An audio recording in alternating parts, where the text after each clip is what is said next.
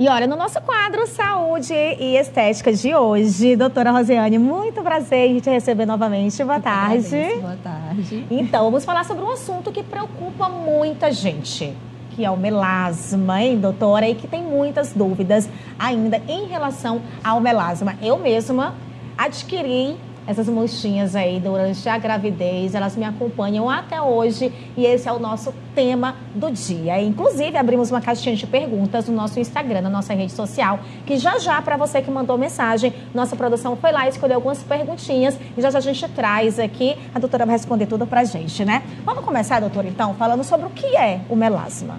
Então, o melasma, ele é um processo inflamatório do melanócito, que é responsável por trazer as pigmentações para a pele.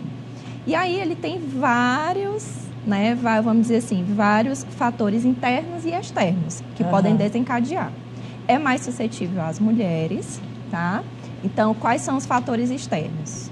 Sol, alimentação, estresse, ansiedade. E as mulheres, a condição que é primordial é a questão dos hormônios. Os nossos hormônios são mais suscetíveis a aparecer esse processo inflamatório dos melanócitos. Então, assim, a gente não nasce com o melasma, é isso? Não, a gente não adquire o melasma? Exatamente. E ainda tem os fatores genéticos. Olha isso. Então, a gente pode adquirir à medida do tempo. Tem alguma idade que a gente adquire o melasma, mas que seja mais propício a isso ou não existe isso? Não existe, mas segundo a literatura, a partir dos 25 anos, a gente já vai ter mais pigmentações na pele. Tanto por fatores internos, a questão, por exemplo, né, como eu falei, que tem a predisposição maior no sexo feminino, tem a questão das modificações hormonais. Você falou a questão da gestação. Sim. Durante a gestação, tem vários picos de hormônio. Então, por isso, a mulher fica com mais predisposição durante a gestação também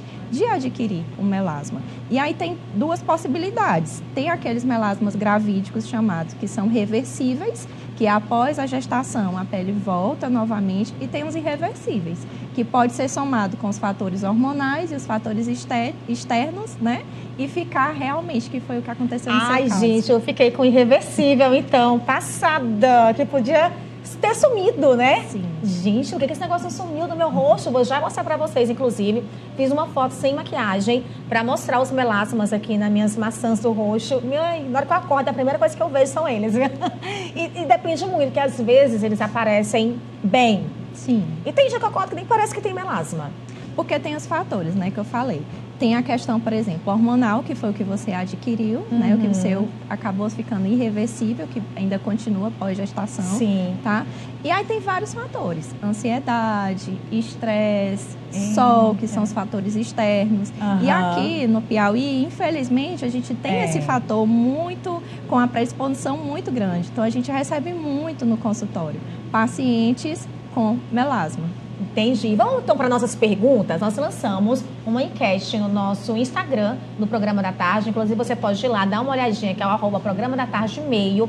Lá nós lançamos uma caixinha de perguntas para os internautas, né, para os telespectadores, lançarem perguntas relacionadas ao nosso tema da entrevista. A primeira pergunta é essa, para Maria Carvalho, do bairro Todos os Santos. Quais são as principais causas do melasma e por que afeta mais as mulheres? Aí. Questão hormonal. Acabamos de responder, né? Verdade. Os hormônios e durante as alterações hormonais, tanto após os 25 anos, como também o fator da gestação, é um fator pré-exponente. E aí tem como a gente estava falando, né? Tem os fatores internos e externos. O externo, sol, a questão do não cuidado, de não usar protetor solar, não fazer a hidratação adequada na pele, que é importante também, que são os fatores externos, e os internos, que infelizmente, né, a gente muitas vezes não sabemos que temos essa predisposição, questões hormonais, estresse, ansiedade. Existem algumas pessoas que são mais suscetíveis a ter melasmas do que outras ou não? Hoje, o que a gente vê muito em prática, tá, na clínica, é a questão da ansiedade. Eita! A ansiedade, infelizmente, né, e o estresse também, é algo que está aflorando muito essa questão do melasma. Inclusive, por ser uma condição mais suscetível em mulheres, a gente também tem pacientes homens, por conta desses outros fatores. Entendi. Que hoje em dia é o mal do século, né? São as doenças mentais, digamos assim. e não está com a saúde mental em dia, tudo isso acaba implicando também. Exatamente, né, porque o melasma ele é um processo inflamatório. Então, se o nosso corpo está inflamado, se tem várias outras causas por trás, vai ficar predisponente, né, a aparecer. Não somente no rosto, porque o que a gente entende, né, o que a gente mais vê é rosto. Mas muitas vezes pode aparecer nos braços, nas mãos também. Então o melasma pode ir para qualquer parte do corpo, além do rosto, Sim. né? Olha isso, eu não sabia, viu? Vamos para a próxima pergunta que veio direto do nosso Instagram, na tela. A próxima pergunta é para Rosa Laura, que mora no centro. Passar limão e ir para o sol dá melasma? Pode dar. Sério? Sim. Gente! Limão é ácido, né? É ácido salicílico, né?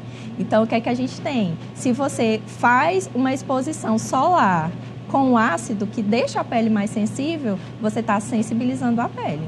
E com isso, se você tiver a predisposição, não cuidar direitinho, dependendo da quantidade de exposição que você faz, pode vir a manchar a pele. Gente, olha isso. Tem algum outro alimento, doutora, pra gente falar que pode Tudo também que dar? Na verdade, essa questão de Assim, alimento é ácido? porque são ácidos, né? Tipo, limão, laranja, são frutas ácidas. Sim. Mas, por exemplo, também, a gente recebe muitos pacientes que usam ácidos, né? Compram ácidos esporádicos em farmácias, que hoje a gente sabe que é muito fácil de comprar.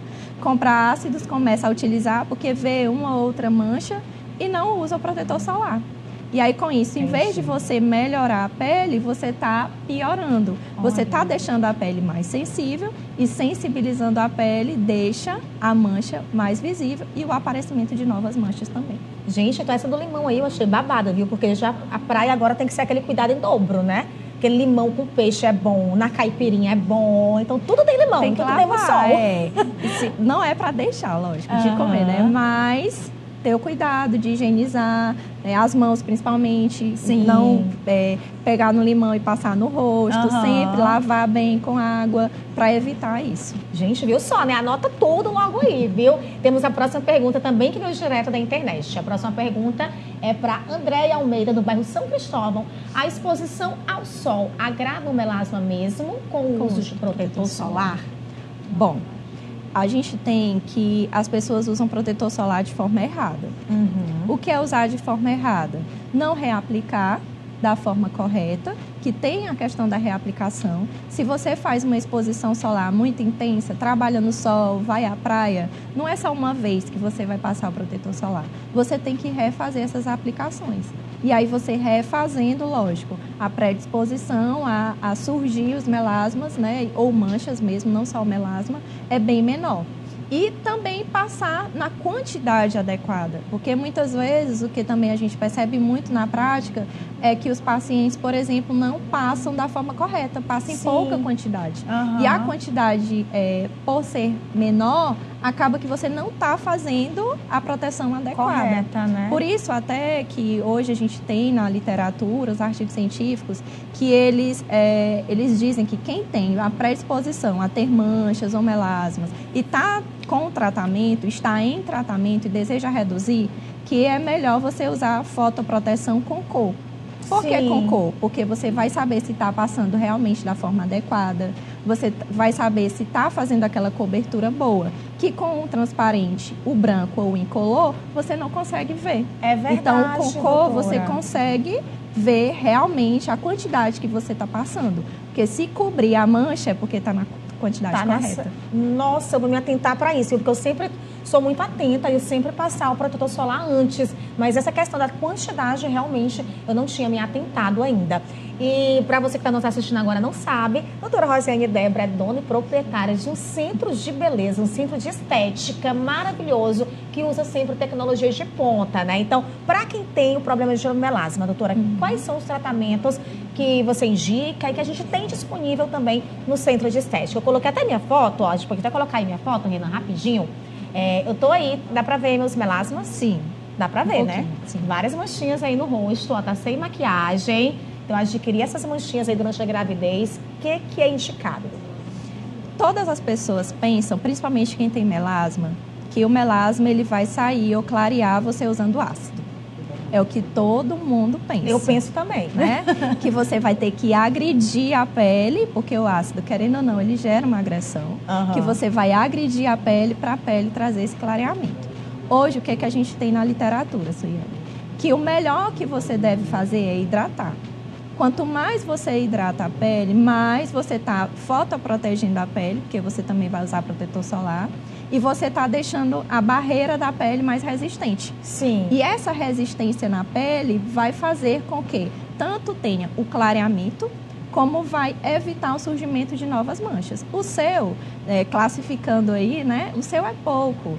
É o grau baixo que a gente chama. Ai, que Mas bom. tem pacientes que já têm graus altíssimos, né, super elevados. E aí, se muitas vezes usando ácidos, deixando a pele mais sensível, vai surgindo em outras regiões, Sim. esquece de fazer a hidratação. Então, os tratamentos que a gente tem na clínica, tá, são lasers específicos, e esses lasers eles vão atuar reduzindo o processo inflamatório, que é bem importante a gente frisar que o melasma ele é um processo inflamatório, e o clareamento ele vai acontecer você reduzindo esse processo inflamatório. Então, a principal função do nosso laser que a gente utiliza, que é o laser Thulium, um laser superficial que não tem calor, que é importante a gente ressaltar isso também, Sim. é de fazer essa redução do processo inflamatório, e reduzindo o processo inflamatório a gente vai ter um clareamento gradativo do melasma do paciente.